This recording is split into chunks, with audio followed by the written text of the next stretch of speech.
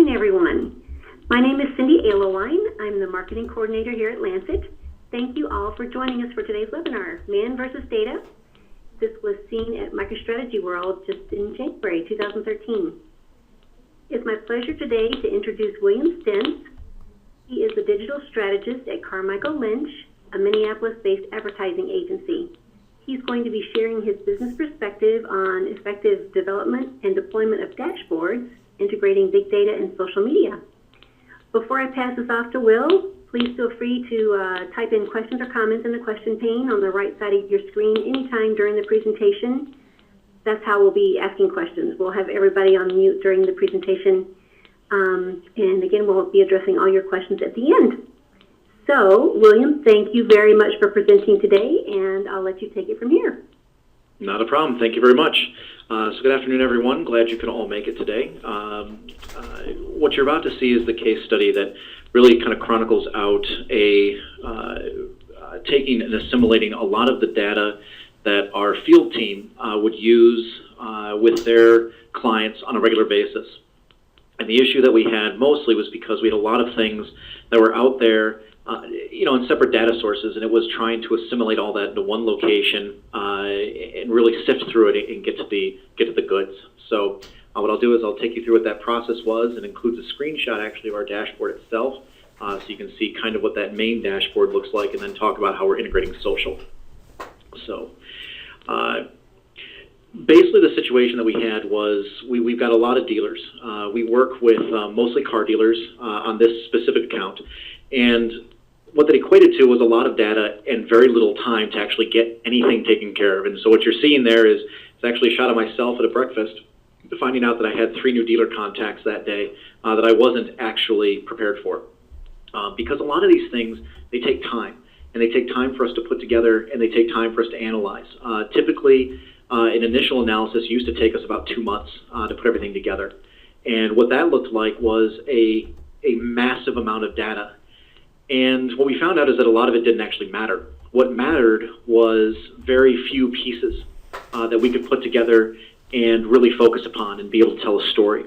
So we took all those reports that would typically take us 2 months to put together, and we said, look, these are the only ones that actually matter, and we got rid of the rest of them. So through that massive consolidation effort, we wound up on approximately 5 or 6 key reports that, when blended together from our various partners, would allow us to really tell a car dealer a story and give them actionable insights out of that story. But we also had to kind of teach our old dogs new tricks. So our field team is incredibly skilled. They are possibly, in my opinion, the best field team in the country when it comes to working with car dealers. They have a lot of intuition, and of course, we all know that is the big piece of analytics, is being able to put your skills and your knowledge against the data you're being presented. But what we had to do was, after the consolidation effort, bring everybody in-house and say, here's the application, here's the new dashboards that you'll be utilizing, and from these dashboards, you will be able to make make educated decisions and make recommendations. But here's what the dashboards are, and here's what they all mean. What ended up happening, though, is we did bring everybody in town here back into Minneapolis, and we sat them down for about a week and basically retrained them how to think and how to approach a consultation that they were making with a car dealer, using the tool now that we were putting in front of them, using the dashboards. Initial reaction was absolutely fantastic. They were very excited to see all the information in one place that was easy for them to access. But they had to start thinking about really how to weave the story and how to use the dashboards. And what I explained to them was, you're really just taking your own intuition and putting numbers against it to show that your intuition is correct. And really what happened is great things. We went from 2 months down to 1 month prep time to 1 hour. Which is something we didn't necessarily broadcast right away because we didn't want people to know how quickly we actually had access to all the information. We had focused and higher quality contacts with our car dealers.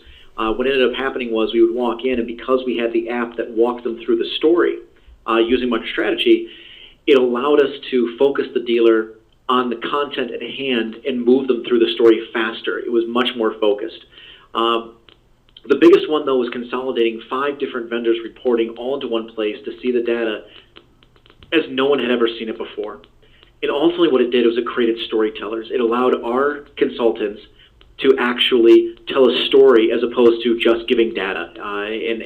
And 9 times out of 10, even though a car dealer is very much a data analyst because they have multiple functions within the dealership, they have to be watching at all times, they don't necessarily respond well to just a data dump. They need the analytics to go along with it. Next slide. So the question is, was it really, really successful? What did the numbers look like? Well, next slide.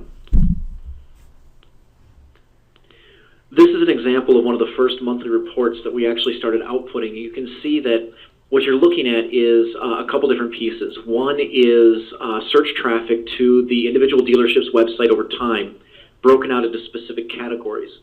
You also have website visits overall, which would be the blue line, and you'll see number coordinated lines in there. That's actually where we were documenting what the dealer actually did. And what our team actually did with the dealership. So combining all these things at this chart alone, we were able to find out that yes, we were able to increase demand for that dealership during that specific period of time when we were working with them. You'll notice that in this dealer situation, after August, there were no more data points that were put out there, mostly because we had it's usually about a 6-month cycle, and then we had walked away from the dealership. This dealership specifically, you kind of see how they started to fall down. We ended up going back in to continue to work with that individual dealership. But really the proof is in the pudding when you really look at the numbers and the lift. So the next slide, please. What this showcases is, this is just an example of the actions that we were documenting. And we had to make sure that our field team was documenting every action that they took and feeding that back into the system. Next slide. But really when things got really good is when you look at the monthly reporting differences from both short-term and long-term metrics. So we took a sample of where the dealership was at prior to us coming in, and then we looked at the metrics 3 months after, 4 months after, and 5 months after, and 6 months after we came in. And what you start to see is that the dealership was able to increase its share of these activities within their district. And when you see that, you see them increasing their share, we knew that the things that we were doing actually had a measurable impact with the dealership in their local market. Next slide. But we didn't just change their numbers, we also changed their behaviors. So looking back at it, we saw that 60% of our more was actually being spent money-wise on TV by the dealers we were working with than dealers who were not on the program. We also saw 45% more being spent on internet versus 2011 by priority dealers than dealers who were not on the program.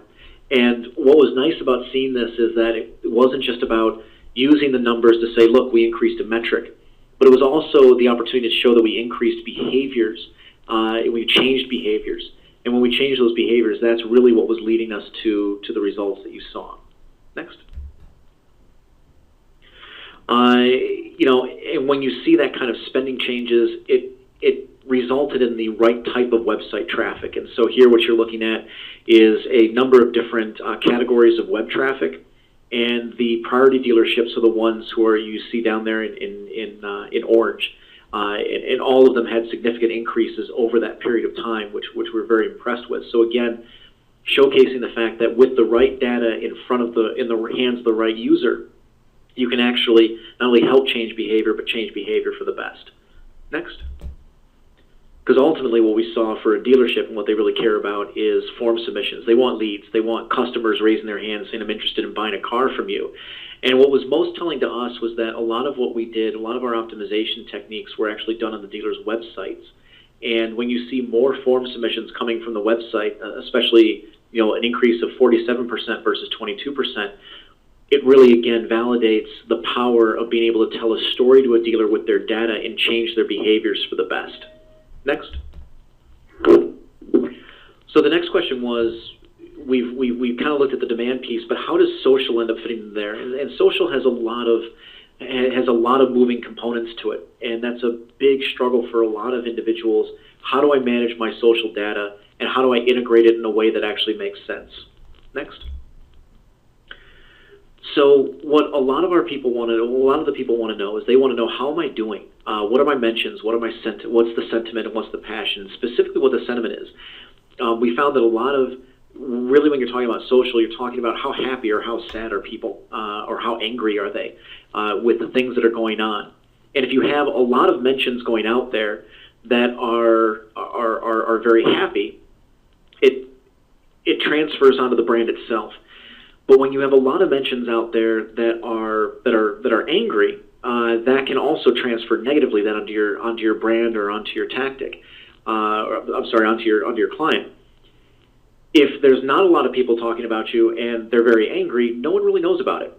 But likewise, if there's not a lot of people talking about you and they're very happy, again, no one really knows about it. So sentiment and mentions is a very key factor. Next. So understanding this, we developed a system of dashboards. So what you're seeing here is actually the beginning stages. This is what we would do with our partner, Lancet, at trying to get at what data actually matters and what needs to be displayed and how it needs to be displayed to tell a story. So this is what we're starting with, which is merely an Excel dashboard that will then be translated into you'll see that in a second, into a mobile dashboard. But it's really putting it in front of the customer to say, look, this is all you really need to be cared about, to care about. Here's your total score for what's going on in social, and here's each individual score. So in this client's particular case, what you can see is the score is 14, but that's mostly being driven down by the fact that they don't have a lot of mentions compared to their competition. And that's the negative 72 that you see there. And then the sentiment score is, well, how angry or how happy are people compared to the competition? So again, negative 36. This was around the time of this client having a little bit of a PR issue, and so sentiment was not exactly the most pleasant. And the passion intensity score, 50 is average. You want to see something higher than that.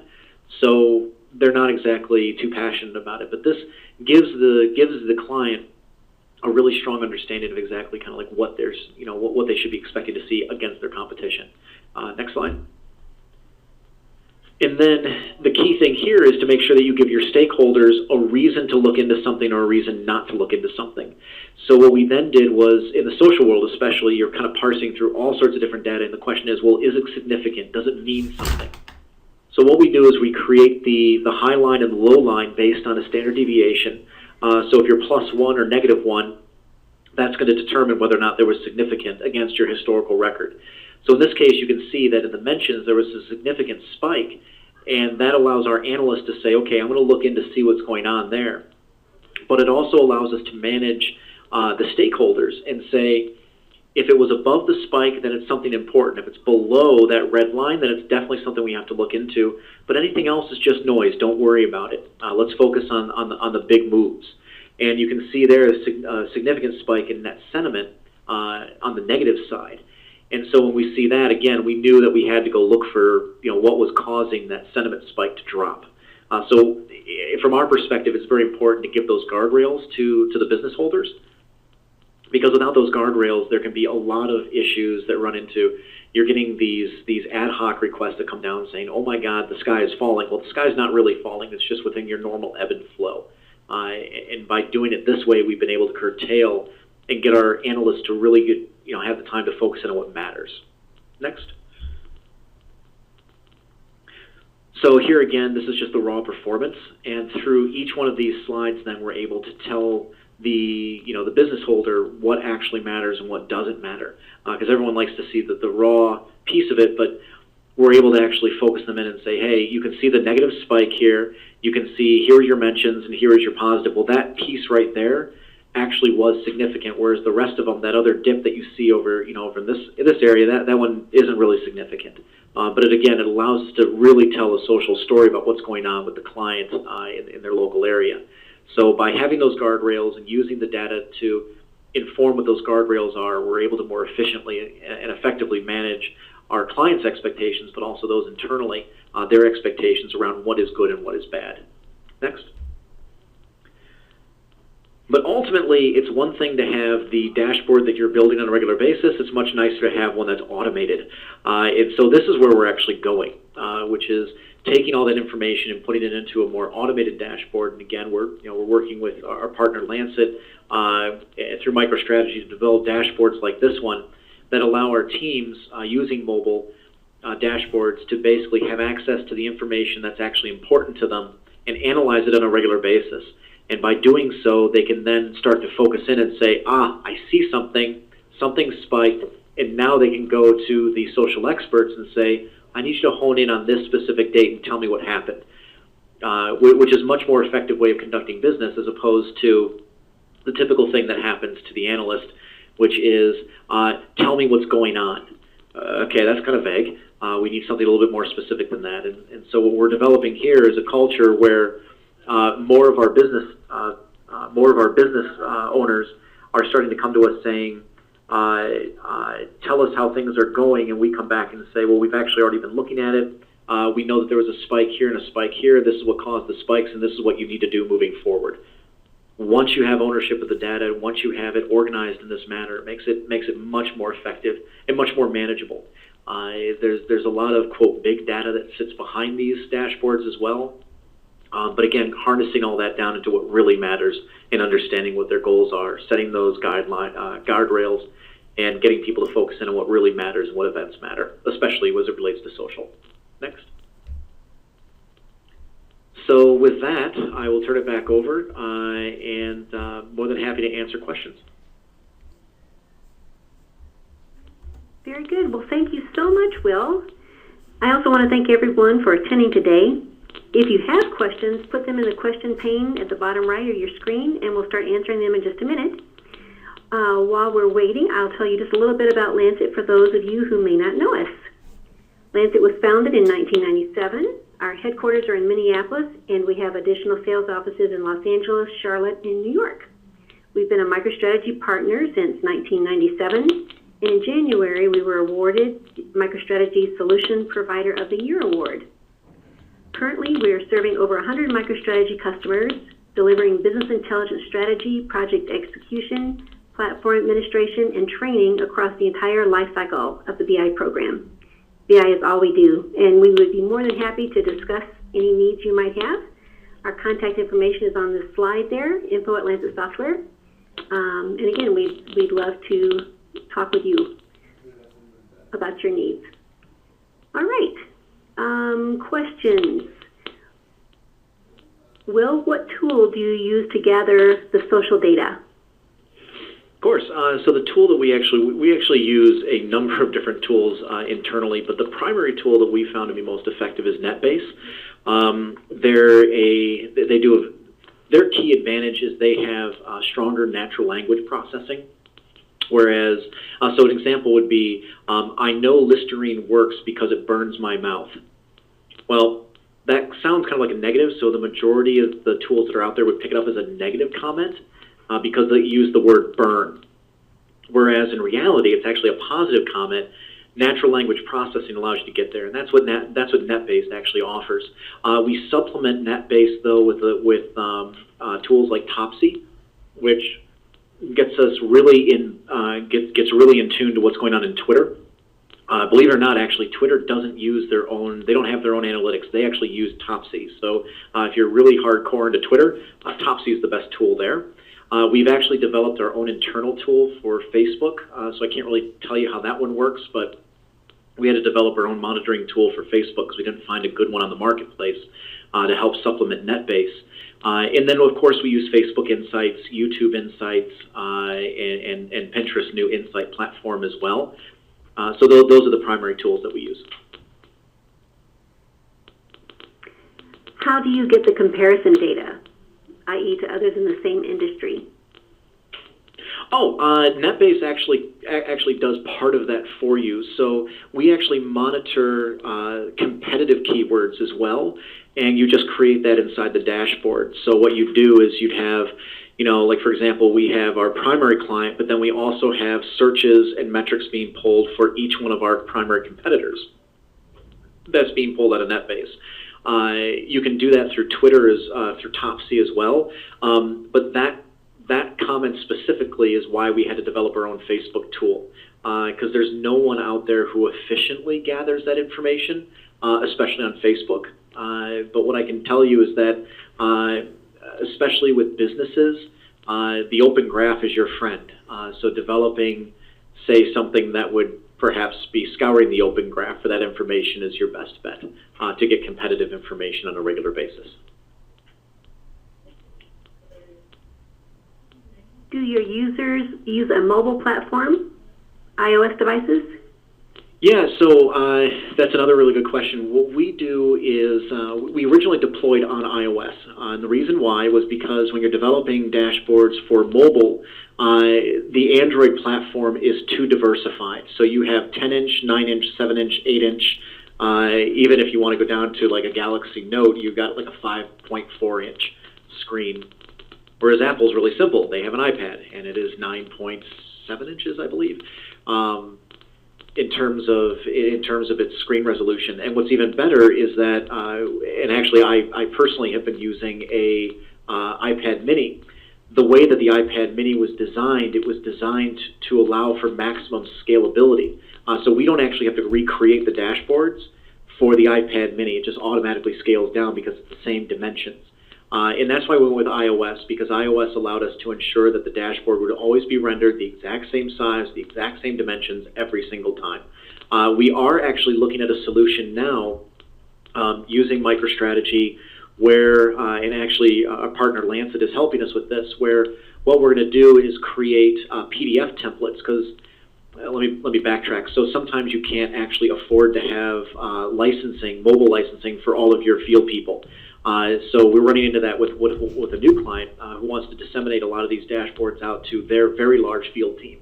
And what we recommended is, well, instead of spending your money there, we can create the dashboards as PDFs and then email out the PDFs. But that wasn't good enough. So what we're doing is we're designing the PDFs to fit mobile as phone, mobile as tablet, and then desktop.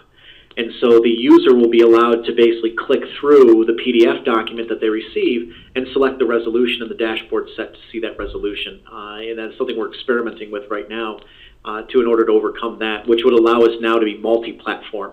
But iOS is your safest and most efficient bet, even though it might not be the most cost-effective from a tablet and hardware distribution perspective. Have you looked at transaction processing for two-way data flow? Yes, we have actually. And you know, one of the things that falls in there is you have to have committed parties on both sides willing to do the transaction. What our field team has come back to us, this tool is actually now an integral part of the field team. We had one holdout, and he finally gave up when the tool saved his skin in front of a contact. So now he's really happy with it. But what they have asked me to do is integrate note-taking and like cataloging those points of reference. So right now, those points of reference you saw in the presentation are being cataloged by Salesforce. And then we're exporting Salesforce back into the application. But what would be more efficient is for our users to actually do a read-write and actually take the notes and make the comments inside that dealer's dashboard. And that's something we're investigating doing moving forward.